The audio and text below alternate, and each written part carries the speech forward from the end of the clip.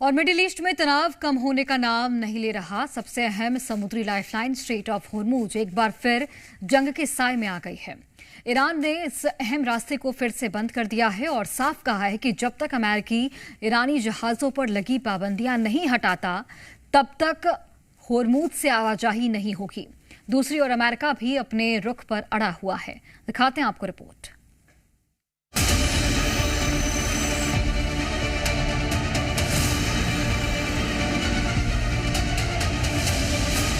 Middle east जहां हर दिन हालात बदल रहे हैं। सिर्फ 48 घंटे पहले जब ईरान ने स्ट्रेट ऑफ हॉर्मूज को खोलने का ऐलान किया तब दुनिया ने राहत की सांस ली थी। करीब 49 दिनों बाद ये रास्ता खुला था जो वैश्विक तेल सप्लाई का सबसे बड़ा गेटवे माना जाता है। लेकिन अब एक बार फिर हालात पलट गए हैं। ईरान ने अचानक स्ट्रेट ऑफ हॉर्मूज को फिर से बंद कर दिया।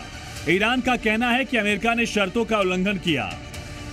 अमेरिका की ओर से हॉर्मूज में सैन्य मौजूदगी और नाकाबंदी जारी रखने के फैसले ने तेहरान को नाराज कर दिया। यही नहीं, इजराइल का लेबनान पर हमला इसकी वजह से स्ट्रेट ऑफ हॉर्मूज को बंद करने का फैसला लिया। यही नहीं, ईरान संसद के स्पीकर गालिबाफ ने दावा किया कि Hormuz strait Islamic Republic of Iran के कंट्रोल में है। تنگه در کنترل جمهوری اسلامی است. خاطرتون هست که مینروب بخواد بفرسته مینروبی کنه. خب ما اینا رو محکم ایستادیم، برخورد کردیم، اینا رو لغو آتش بس میدونستیم و گفتن اگه اقدام بکنید میزنیم. تا مرحله درگیری هم رفتیم. اونا عقب نشینی کردن. اونجا که بودم برادر اون آقا عبداللهی با من تماس داشت، میگفت مینروب اینا اومده در جای قرار گرفته که اگر اینجا نایسته حتما موشک ما بهش اصابت میکنه। दरअसल पाकिस्तान के इस्लामाबाद में बातचीत के बाद ईरान ने स्ट्रेट ऑफ हॉर्मूज पूरी तरह से खोल दिया था। अमेरिकी राष्ट्रपति डोनाल्ड ट्रंप ने पहले ईरान के फैसले का स्वागत किया, लेकिन साथ ही साफ भी कर दिया कि अमेरिकी सेना अपनी नाकेबंदी जारी रखेगी। बस यहीं से पूरा मामला फिर से बिगड़ गया। ईरान के विदेश मंत्री अब्बास अरागची ने सोशल मीडिया पर संकेत दिया था कि हॉर्मूज को खोला जाएगा, लेकिन ट्रंप के बयान के बाद ईरान ने अपना रुख बदल लिया।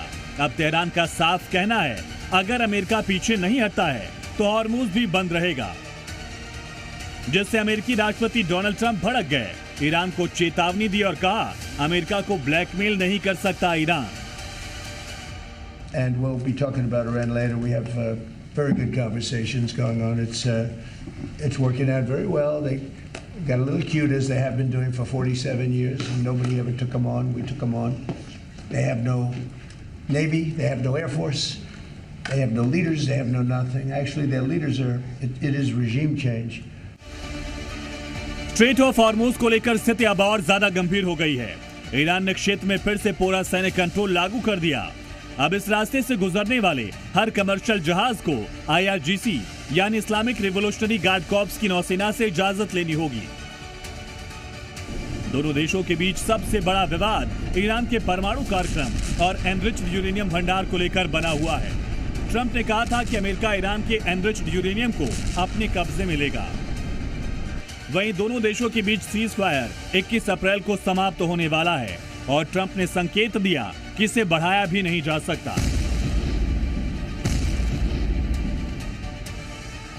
यानी साफ है अब ये सिर्फ दो देशों का टकराव नहीं रह गया, इसका असर पूरी दुनिया पर पड़ सकता है। हॉर्मूज दुनिया के सबसे अहम तेल मार्गों में से एक है। यहां से रोजाना करोड़ों बैरल तेल गुजरता है। अगर ये रास्ता लंबे समय तक बंद रहता है तो वैश्विक बाजार में तेल की कीमतें आसमान छू सकती हैं।